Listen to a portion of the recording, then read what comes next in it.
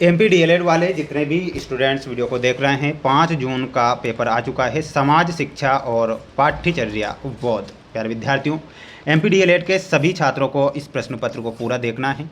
My dear friends, मेरे द्वारा जो पेपर आपको बताया जा रहा है ये 100% आपको परीक्षा में देखने को मिल जाएगा। सभी से मेरा ये कहना है कि पेपर आप बिल्कुल मिस ना करें और अच्छे से पूरा पेपर देखें। चैनल पर अगर आप हमारे साथ नए जुड़े हुए हैं तो सभी चैनल को सब्सक्राइब जरूर करके रख लीजिएगा, जिससे कि आपकी हेल्प मैं इसी प्रकार करता रहूं और अच्छे से आपको भी मेहनत करना है। देखिएगा, आपकी स्क्रीन के सामने वो सारे प्रश्न मैं बताऊंगा जिनकी आपको ज़रूरत है और आपको इन्हें याद करना है। बालकों के बीच मूँछों वाली माँ के नाम से प्रसिद्ध शिक्षक का नाम बताइए। तो यहाँ पर गीजू भाई बधे का करेक्ट आंसर के रूप में लिखना रहेगा। क्या हो जाएगा? लिखना है आपको गीजू भाई बधे का। ठीक है, ये आप यहाँ पर करेक्ट आंसर लिखेंगे। सूचना का अधिकार अधिनियम सन में पारित होता है, तो ये कब पारित हुआ था? सन 2005 में पारित हुआ था। बचपन बचाओ आंदोलन का प्रारंभ ने किसने प्रारंभ किया था? तो ये कैलाश सत्यार्थी के द्वारा किया था। तो यहाँ पर आपको क्या लिखना है? कैलाश सत्यार्थी। अगला है भारतीय शिक्षा आयोग के अध्यक्ष कौन थे? तो यहाँ पर आपको लिखना है DS कोठारी। क्या लिखना है? DS कोठारी। ये आप यहाँ पर लिखेंगे। कुछ करना या क्रिया करने की क्षमता ही ज्ञान है, या कथन किसका था? तो ये कार्ल मार्क्स का कथन था। यहाँ पर आपको लिखना है कार्ल मार्क्स। ठीक है, ध्यान रखेंगे। इसका एक स्क्रीनशॉट आप ले लीजिए और अच्छे से याद कर लीजिए, क्योंकि ये सारे प्रश्न आपको परीक्षा में दिए जाएंगे और आपसे ये पूछे जाएंगे। अगला क्वेश्चन देखिएगा, आपकी स्क्रीन के सामने अगला क्वेश्चन है, प्रयोगशाला स्कूल किसने प्रारंभ किया था? प्यारे विद्यार्थियों, यहाँ पर आप ध्यान रखेंगे जॉन डीवी ने। किसने प्रारंभ किया था? तो यहाँ पर जॉन डीवी सही आंसर होगा। नागरिकों के मूल कर्तव्यों की संख्या कितनी है? तो नागरिकों के जो मूल कर्तव्य हैं वो 11 मूल कर्तव्य होंगे। शिक्षा में निस्यंदन के प्रतिपादक कौन थे? तो यहाँ पर आपको लिखना है लॉर्ड मैकाले। क्या लिखना है? Lord Macaulay. ठीक है, ये आप करेक्ट करेंगे।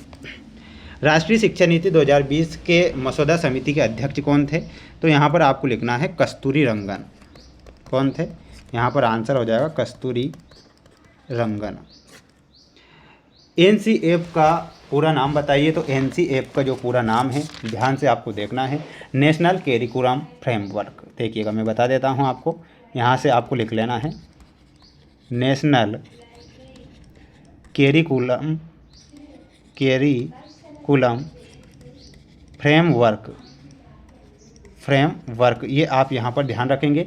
स्क्रीनशॉट आप इसका ले लीजिए। बढ़ेंगे अगले क्वेश्चन की ओर। अगला क्वेश्चन देखिएगा, ये सही विकल्प वाले क्वेश्चन आएंगे परीक्षा में। शांति निकेतन की स्थापना किसने की थी? My dear friends, Shanti Niketan की स्थापना करने वाले कौन थे? तो रविंद्रनाथ टैगोर ने शांति निकेतन की स्थापना की थी। तो यहाँ पर आपको लिखना है रविंद्रनाथ टैगोर।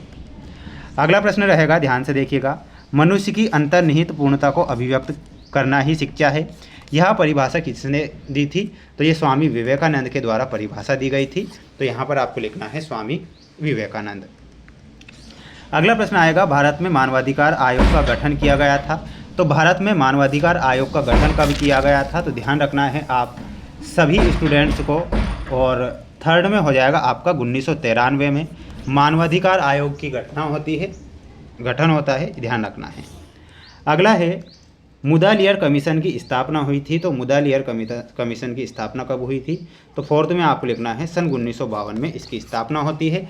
अभी तक आपने वीडियो को लाइक और चैनल को सब्सक्राइब नहीं किया है तो सभी से मेरा कहना है कि आप एक बार वीडियो को लाइक कर चैनल को सब्सक्राइब जरूर करें। आपके लिए सभी विषय के जो पेपर मैं बता रहा हूँ, और मैंने आपको फर्स्ट वाला पेपर भी बताया था, यानी कि 4 सेट पेपर मैंने बताए थे। 100% में से माय डियर फ्रेंड्स 99% पेपर उन 4 सेट पेपर में से बने थे। इसलिए मेरा अब भी कहना है कि आप पेपर को जरूर पढ़ें। विश्वास के भाग हैं, तो विश्वास के कितने भाग होते हैं? विश्वास के 3 भाग होते हैं, तो 3 भाग आपको ध्यान रखना है। इसके बाद देखिएगा, आपका अगला प्रश्न रहेगा आपकी स्क्रीन के सामने, आकलन से क्या आशय है? ये आपको याद करना है। शिक्षा के 4 स्तंभों के नाम आपको देखिएगा, इनके आंसर आप ChatGPT है ना, ChatGPT से निकाल लेना है ना, इनके आंसर मिल जाएंगे आपको वहाँ पर। इसके बाद शिक्षा का व्यापक अर्थ समझाइए। शिक्षा के कोई 4 सामान्य उद्देश्य आपको समझाना है। अगला रहेगा शिक्षा के कोई 4 आदर्शवादी मूल्य समझाना है। यशपाल समिति की सिफारिशें लिखना है। अगला रहेगा आपका, ध्यान से देखिएगा, एनसीएफ 2005 की संरचना का मुख्य उद्देश्य और एनसीएफ 2005 की संरचना के कोई 2 सिद्धांत आपको लिख कर आना है। अगला देख लीजिए, अगला रहेगा आपकी स्क्रीन के सामने, रूसो के अनुसार शिक्षा के उद्देश्य, जॉन डीवी के अनुसार शिक्षा के उद्देश्य, शैक्षिक अवसरों की समानता की आवश्यकता समझाना है आपको। इसके बाद आएगा अगला, शिक्षा में गुणवत्ता के संकेतों को समझाना है, ज्ञान की विशेषता, तथ्यात्मक ज्ञान की शैक्षिक उपयोगिता आपको समझाना है। सभी को इन प्रश्नों को याद कर लेना है, क्योंकि ये जो प्रश्न मेरे द्वारा बताए जा रहे हैं ये आपको मोस्ट इम्पोर्टेंट के तौर पर मैंने प्रश्न बताए हैं। 4 से 5 सेट पेपर मैंने चैनल पर अपलोड किए हैं, जिससे कि आपकी परीक्षा में हेल्प हो सके। इसलिए आपसे मेरा कहना है कि ये महत्वपूर्ण प्रश्न हैं, आप इन्हें ज़रूर पढ़कर जाइएगा, है ना।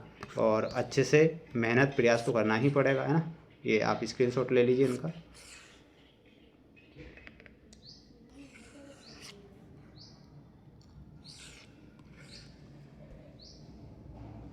ठीक है, ये पेपर था जो कि मेरे द्वारा बता दिया गया है और सभी सेट पेपर कंप्लीट हुए। बेस्ट ऑफ लक, सभी बढ़िया से शिक्षक बनेंगे। बाबा महाकाल से प्रार्थना आपके लिए करता हूँ। जय हिंद।